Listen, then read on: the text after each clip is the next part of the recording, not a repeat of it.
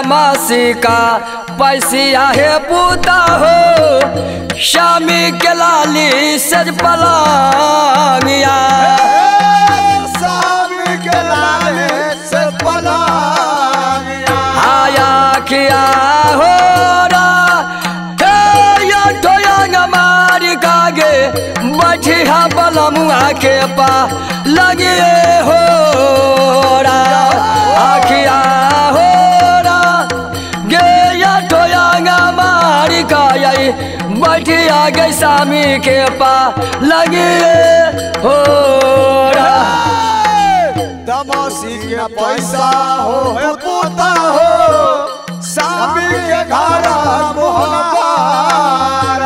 आगे बला मुआ के लाली सज पलांगिया आ गया हो राम हे राम तो गया न सके बैठिया गे स्वामी के आई बोलिए हो राम आ गया हो राम गया छोड़ा गया न बैठिए स्वामी के पा लगिए हो राम प्रेम से बोलिए माता सरस्वती महारानी की भाई प्रेमी भैया तई समय में रानी भिखना त्रिया जाओ के कहैया माई सती रे गुना ई सब यो हे भिखना त्रिया पुतहु हे चुटकी इशारा से आहे हे सखुआ के बजर बंद के मार खोल दिया हो और या ठोयंग मार का दमस का आहे और लाली सेज पलंग पर या ठोयंग मार का बैठ जइहा जाओ जाओ और की काम करिया हो कन्या आहे आगे चुटा की आई सारा से गे पुत हो या गे स्वामी के देह से चादरिया गे हटाई चदरिया के स्वामी मुख हटा आखिया हो रा गे या ठोजा बायांग में तेला बाला गई है फू ले लबे हो रा किया हो रा या ठोजा बायांग में यही तेला बाला गई है फू ले लबे हो रा छूटा की इशारा से गबूता हो स्वामी के चादर के हटाई समय चादर हटाई आखिया हो राम गया तो गया गबेरा तेला लागदा हो ले रबे हो राम आखिया हो राम गया तो गया गबेरा तेला लागदी हाला आ जाइए हो आहा भाइयों ताई समय में माई सती रघुना रानी भिखनात्री सतवर्ती ये सामर सुंदर पुतौ के कहिया कन्या जय हो ये चुटकी के इशारा से जाओ स्वामीनाथ निर्मोहिया अपना चूहर महाराज के जय जय देश से मुख से या ठोयंग से उजरी चादर हटा दिया हो जाओ जाओ और तेल फूले लेका आहा स्वामीनाथ निर्मोहिया के हमर बेटा चूहर महाराज के या ठोयंग में आयो गतर गतर में लगा दिया हो जय जय ताई समय में हमर बउआ 700 बहना लेकर यरही बन जंगल में जैथिन बाबू हमर चरावे के ले जाओ माई सती रेहुना के बोली सुनका आहा आ रानी भिखना त्रिया की काम करैया भैया ई सयो आगे ये कहाते आ लेल कई है भिखना जाओ आगे तेलाबा है कनिया है फू ले लाबा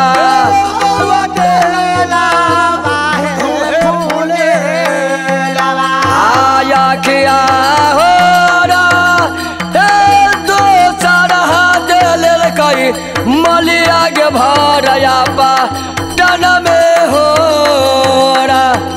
आ आखिया हो रा गे दो सारा हाथ गले लगाई मली आगे भरया पा टना में हो रा आगे एक हाथ ले लगाई के भिखाना दिल लागे बउआ है फूले लवा आगे देला बागे फूले लवा आखिया हो रा गे दो सग हाथ ले लगाई मालिया के भरया पा टना में हो रा आखिया हो रा गे दो सग हाथ ले लगाई मालिया के भरया पा टना में हो रा दमस्का जाई आगे पूता हो स्वामी के सिंह दरा बाजावा आगे स्वामी के सिरा दरबा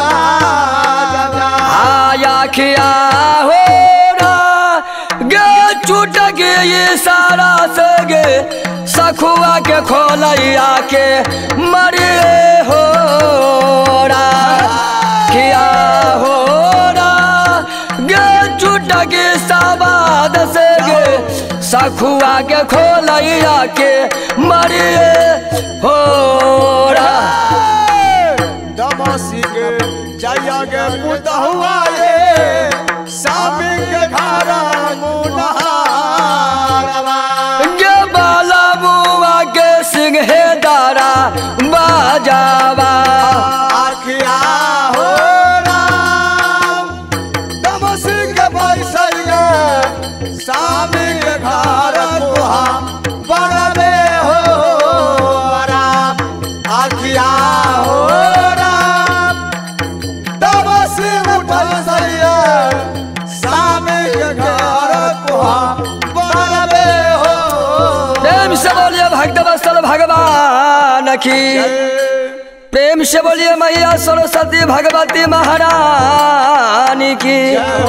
प्रेम से बोलिए अपने अपने गुरु महाराज की प्रेम से बोलिए अपने अपने माता पिता की ए भाई प्रेमी तई समय में मैया सती रघुना के बोली सुनकर आरानी भिखना त्रिया ये हाथ में तेल फूले लैया दो सर हाथ में मलिया भरी अपटान अपटन यो आदमस का अपना स्वामीनाथ निर्मोहिया के सिंह दरवाजा पर झुम जाइया जय हो और चुटकी के इशारा से सखुआ के बजर बन के मार के खोल दैया बोलैया यो आया ठोयग मार के अपना स्वामीनाथ निर्मोहिया जाहो चूहर महाराज के योगोर थारी में जाकर बैठ जाइया जय जय और चुटकी इशारा से हायो स्वामीनाथ निर्मोहिया के उजरी चादर आहा या ठोयंग से हायो रानी भिखना त्रिया हटा दैया यो जय जय आगे तेलावा आ फूलेलवा रानी भिखना गे जहो यागे स्वामीनाथ के या ठोयंगला गाबैया आगे स्वामीनाथ के आठो लगावैया आखिया हो रा गे तेलवा फूलेलवा अपना स्वामी के या ठोयंगला गबैया हो रा किया हो रा गे तेलवा फूलेलवा अपना स्वामी के या ठोयंगला गबैया हो रा दिलवा फूलेला बाहे पूता हो स्वामी के आठो यंग लगावैया हे या बला मुआ के या ठोयंग लगा भैया आखिया हो राम गे दिलवा फूलेला पूता हो स्वामी के आठो यंग लगावैया हो राम आखिया हो राम गे दिलवा फूलेला पूता हो स्वामी के आठो यंग लगावैया हो राम प्रेम से बोलिए माता सरस्वती महारानी की। ए भाई प्रेमी बोलिए भैया। यो मैया सती रघुना के बोली सुनकर आ रानी भिखनात्रिया जय जय अपना स्वामीनाथ निर्मोहिया के आयो या ठो अंग में यो तेल फुलेल लगवैया। जय जय ताई समय में आयो चूहड़ महाराज के कहैया हे भिखनात्रिया आय अपने स्वामीनाथ निर्मोहिया के आयो या ठो अंग में तेल फुलेल लगा दिया हो। आहे तबा जाबा जाओ आ उठा तो हे भिखना हे स्वामी अनी रहे मोहिया।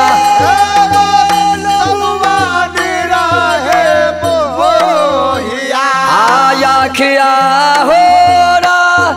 हे सुतल ये माला जी पा लगिया से उठा तो चे हाय हो रा आखिया हो रा गे सुतल गई माला जी आई उठा तो है चे हाय हो रा। तू जब जा गई है भूता हो सामी के बोला यज्ञ उठा तो श्यामिनी रमोहिया। खिया हो राम गो बेग उठा तो लाल से जपा लन से हो राम आखिया हो राम गलता बेग उठता तो लाल से जपा लन से हो। प्रेम से बोलिए बाबा खगेश्वर नाथ की। प्रेम से बोलिए मैया पार्वती भगवती महारानी की। प्रेम से बोलिए पवन सुत हनुमान जी महाराज की। ए भाई प्रेमी तई समय में मैया सती रघुना रानी भिखनात्रिया के कहया हे पुतो हे आई के दिन में या ठो अंग में गतर गतर में स्वामीनाथ निर्मोहिया के तेल फूले लगा दहो। ताही बेर में तोहर स्वामीनाथ निर्मोहिया और हमर बेटा चूहड़ महाराज लाली सज पलंग से उठता थिन चेहाक। माई सती रघुना के बोली सुनकर भिखनात्रिया चूहड़ महाराज के अपना पति देव के या ठोयंग में गतर गतर में लगा दिलखी। बढ़िया चूहड़ महाराज हाथी लेखा दुबराल जाय छलखिन यो। हाथी मोटाइल मोटाइल छल यो गलता हो गए ना। ताई समय में भैया बढ़िया चूहड़ महाराज न आई कर फेरैया न ओई कर फेरैया। अल्लाह चौड़ा कुंभकर्ण लेखा बउआ हमर सुतल छै। हायो योही बेर में रानी भिखनात्रिया के मने मने भीतरिया मन से हुनका पीतो चढ़ैया। की कहैया रानी भिखनात्रिया आगे एक मन आ करैया गे बहिना सा गे बहिया पकड़ का जगतिया।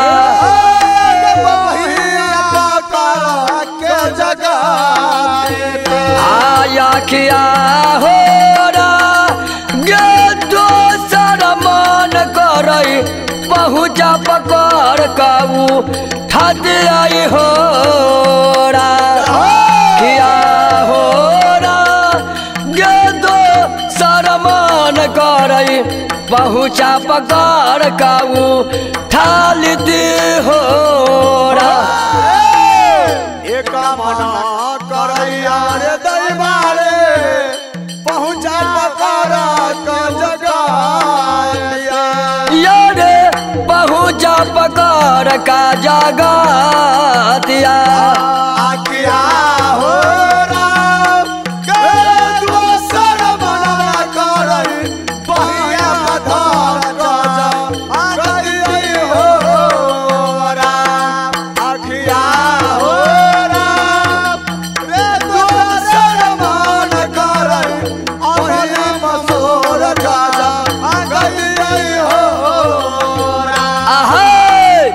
दोसर मना करैया गे बहिना सा गे झूला भी पकर का जगतिया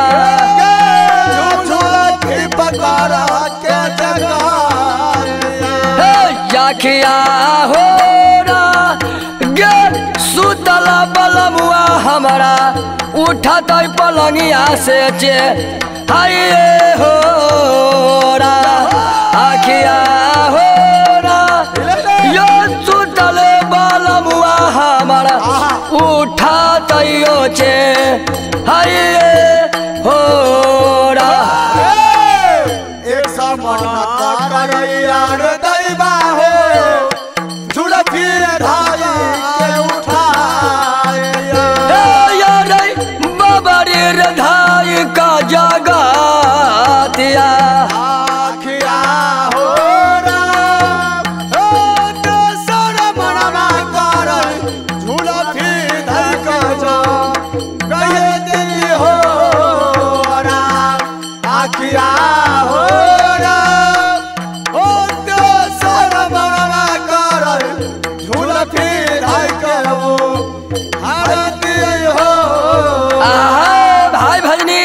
या भजनी यो तय समय में रानी भिखना त्रिया जाहो ये अपना मन में करैया सगुन विचार याई के दिन में के बहिना सब एक मन करैया ये अपना पतिनाथ के गे बाह पकड़ के जगा लेती उठा मोड़ के उठा लेती आ दोसर मन करैया रे नहीं जगती ते बिठुओ काट के जगा लेती दुखैते अपने उठ जैते वही समय में रानी भिखना त्रिया 13 कद कलखिन चूहड़ महाराज के मगर हुनका जगला से नहीं जगला खिनियो तई समय में चूहड़ महाराज के न जगलखिन भैया कैसे कयो आहो ताही बेर में आ उठा लाई हो बड़िया चूहड़ लाली हो से जहो पा लांगिया हो लाली से जहो पलांगिया आखिया हो रा हो लट पट उठाई चूहड़ा लाली ऐसे जपा लगे हो रा आखिया हो रा हो लट पट उठाई चूहड़ा लाली ऐसे जपा लगे हो रा तही बेर में उठैया चुहारा मान लाली से जायो पलांगिया या हो लाले से जपा लांगिया आखिया हो रा ए लदी बात उठै चुहारा लाली हो से जपा लगिए हो रा आखिया हो रा हो लदी बात उठै चुहारा लाली हो से जपा लगिए हो रा पलंग से उठा का यो बड़िया चूहड़ बैठैया हो लाली से जपा लांगिया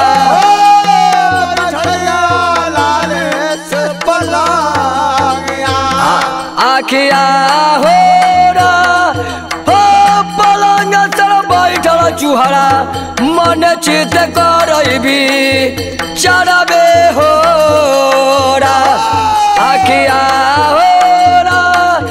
हो पलंग पर बैठल चूहड़ा मन चित करबी चढ़बे हो रा पलंगा से उठा का चुहारा बैठया लाला हो पलंगिया या हो बैठया हो लाली सर पलंगिया आखिया हो रा हो पलंगा बैठा चुहारा मन चित करैया जय हो रा आखिया हो रा हो पलंगा बैठल चुहारा मन चित करैया गुना में सरस्वती भगवती महारानी की प्रेम से बोलिए माता दुर्गा देवी साबर महारानी की प्रेम से बोलिए सुरमा सलेश बढ़िया चूहड़ भाई मोती राम की। ए भाई प्रेमी भैया तय समय में बढ़िया चूहड़ महाराज देश मोरंग अंजनीपुर नगर में लाली सेज पलंग से बउआ उठ गल खिंचे हाँ कयो यो बढ़िया चूहड़ महाराज पलंग से उठ कर पलंग पर बैठ कर आ मन में करैया सगुन विचार जय हे माता दुर्गा देवी साबर महारानी याई के दिन में हमरा की बाछा तही समय में बढ़िया चूहड़ लाली सज पलंग पर बैठ कर आया अलग अलग चारों दिशा नजर खिरवैया। वही समय में बढ़िया चूहड़ महाराज के नजर पड़ गई रानी भिखनात्रिया सतरवर्ती नारी पर। तई समय में बढ़िया चूहड़ महाराज की काम करे आ बोली आजे आ बोले हो लगल आयो चूहड़ा या वीर होरा सिकावा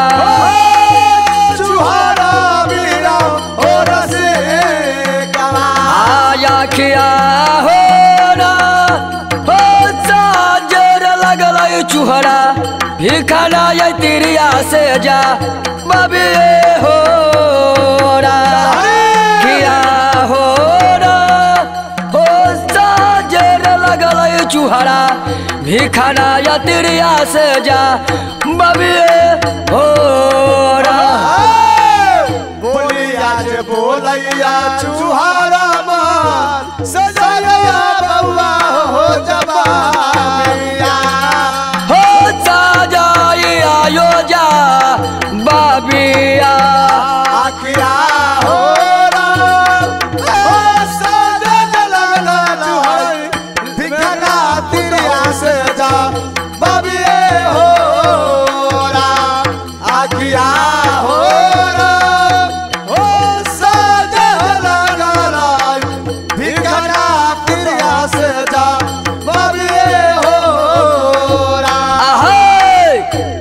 तोरा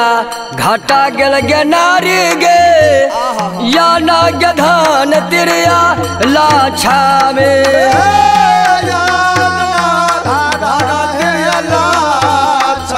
आया किया हो गे किया गे घाटा गेल माँ गहिया गे मुख के पन में हो आखिया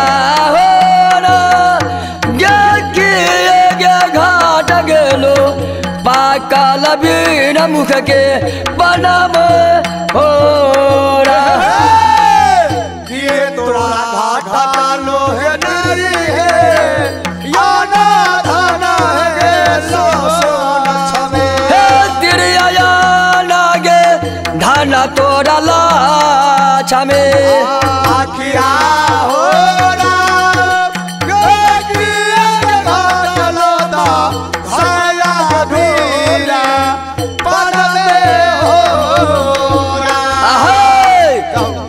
तोरा माला को है तिरिया है रघुना के साथ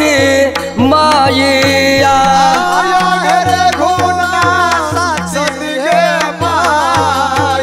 आया किया हो किया गारी बात दलबी हार गई माल हमार पिताजी। प्रेम से बोलिए प्रेम से बोलिए भक्त वत्सल भगवान की माता सरस्वती महारानी की। भाई प्रेमी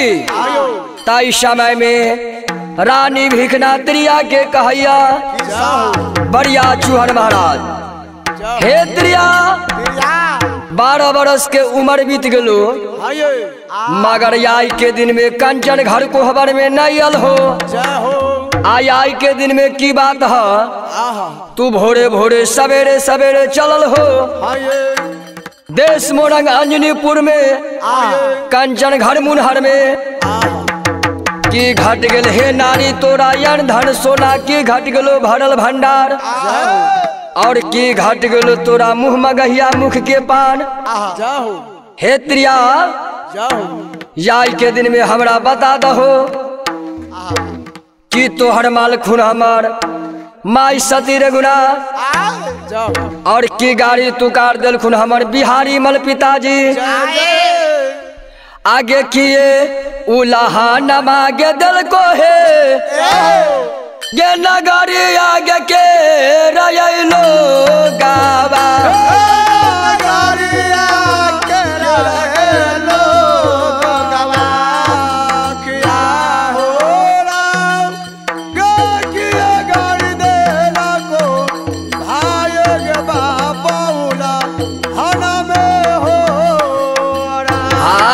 किया हो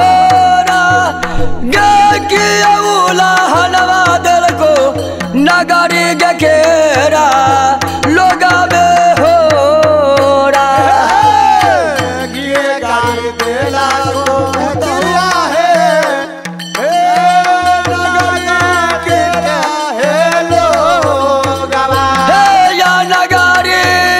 नगरिया गेरा है लोगावा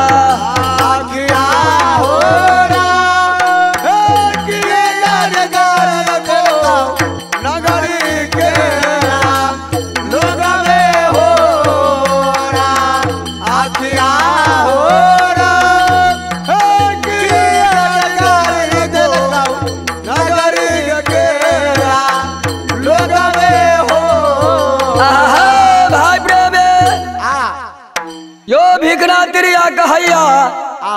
हे माई सती रघुना के बोली सुनका कहैया हे तिरिया हे नहीं घटलै अन धन सोना आ नहीं घटलै भरल भंडार और नहीं गाड़ी तू कार दिलखी हमर माई सती रघुना आ नहीं गाड़ी तू कार दिलखिन बिहारी मल हमर पिताजी और नहीं हमरा नगर से नगर के लोग उल्हन ऊपर राग दे कर निकाल दिलकाय आयो साबा के आ मैया आयो सामियो आयो सीताराम राधे श्यामा बाजाई छो सीताराम राधे श्यामा आया किया हो सामी गाड़ी पढ़ाई तू करबे हो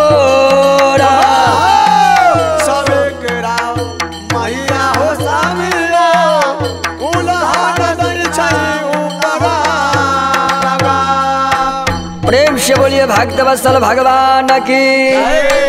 माता पार्वती महारानी की अपन अपन गुरु महाराज की या अपने अपने माता पिता की जय जय सीता होना।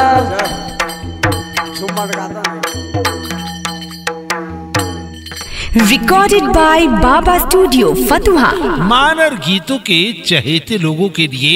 बेहतरीन मौका है, आप भी सब्सक्राइब कीजिए और लाइक कीजिए, शेयर कीजिए। ये है अभिषेक निराला, मतलूपुर मंदिर, मुजफ्फरपुर।